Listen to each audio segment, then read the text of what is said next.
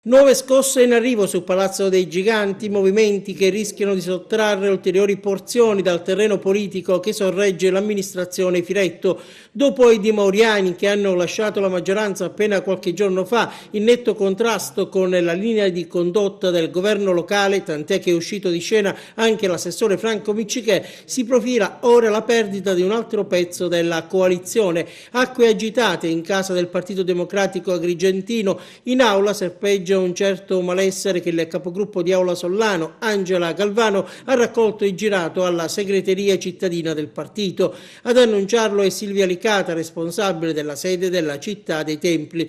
Venerdì scorso, spiega, abbiamo incontrato la commissione provinciale per il congresso e il nostro capogruppo di Aula Sollano per parlare dell'organizzazione delle prossime primarie del 30 aprile, ma a margine della seduta, sottolinea Silvia Licata, è stata raccolta la preoccupazione di Angela Galvano, condivisa dalla segreteria, in ordine alla situazione della città di Agrigento, così come rispetto alla situazione che riguarda la politica amministrativa. Si prende atto dello sgretolamento della maggioranza, aggiunge ancora la segretaria cittadina del PD, e del persistente silenzio e isolamento dell'amministrazione comunale che perdura ormai da troppo tempo, semmai fosse stato possibile constatare il contrario. Parole insomma che suonano come un allarme, che lasciano presagire decisioni importanti in tempi brevi. Sì, perché Silvia Licata fa poi sapere è arrivato il momento di una discussione nel partito su questa esperienza politica già nel passato divisiva per il PD. La segretaria cittadina e il capogruppo Angela Galvano